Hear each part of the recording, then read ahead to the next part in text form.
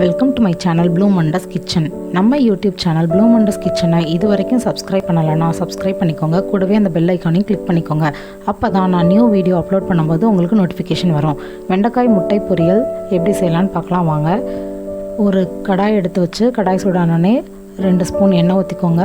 கடுகு, உளுத்தம்பருப்பு இது ரெண்டும் நல்லா பொரிஞ்சு வந்ததுக்கப்புறம் கொஞ்சம் கருவேப்பிலை,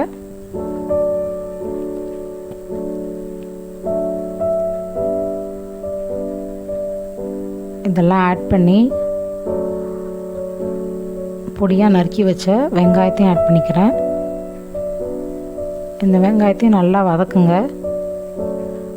நல்லா வதங்கி வந்ததுக்கப்புறம் நறுக்கி வச்ச வெண்டைக்காவை ஆட் பண்ணிக்கோங்க. வெண்டைக்காயும் வெங்காயம் நல்லா வதங்கினதுக்கப்புறம் கொஞ்சம் மஞ்சத்தூள்,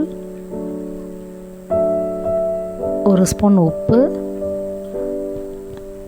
இதெல்லாம் போட்டு நல்லா வெண்டைக்காவோட வதக்குங்க. வதங்கினதுக்கப்புறம் உங்களுக்கு தெரியுதா நூல் நூலாக பிரிஞ்சு வர்றது. வெண்டைக்காய் வதக்கும் போது இந்த மாதிரி ஒரு குழப்பு தன்மை வரும். அதை போக்குறதுக்கு நான் இதுக்கு முன்னாடி ஒரு வீடியோ போட்டிருக்கேன். அதை லிங்க் டிஸ்கிரிப்ஷனில் கொடுக்குறேன். அதில் 1 ஸ்பூன் அரிசி மாவு சேர்த்து ஆட் பண்ணி கிறிஸ்பியாக செஞ்சுருப்பேன். அது மாதிரியும் நீங்கள் வேணால் ஆட் பண்ணிக்கலாம். அப்படி இல்லையா ஒரு ½ லெமன் எடுத்து இதில் புழிஞ்சு விட்டுக்கோங்க. அதோட குழப்பு தன்மை போகும்.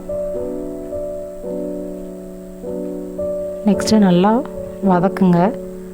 அந்த லெமனோடு சேர்ந்து வதங்கும் போது கொஞ்சம் கொஞ்சமாக அந்த குழப்பு தன்மை போய் அந்த நூல் நூலாக பிரியறதெல்லாம் போய் வெண்டைக்காய்லாம் தனித்தனியாக ஆகிடும்.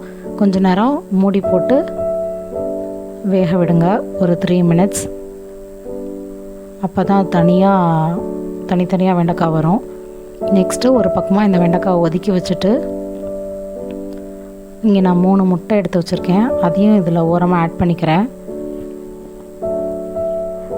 இதில் முட்டையோட அந்த கவுச்சி வாசனை இல்லாமல் இருக்கிறதுக்கு ஒரு ½ ஸ்பூன் மஞ்சத்தூள், ஒரு 1/4 டீஸ்பூன் போதும், கொஞ்சமாக மிளகுத்தூள் ஆட் பண்ணி இந்த ஓரமாகவே எல்லாத்தையும் போட்டு நல்லா மிக்ஸ் பண்ணிக்கோங்க.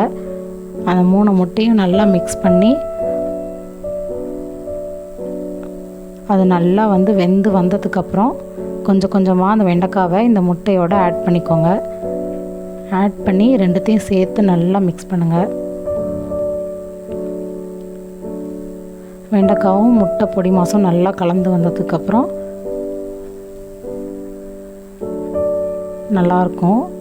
இப்போ இது ரெண்டுமே மிக்ஸ் ஆகிடுச்சு. உங்களோட வெண்டைக்காய் முட்டை பொரியல் ரெடி. இந்த மாதிரி ஒரு டைம் ட்ரை பண்ணுங்கள். தேங்க்யூ.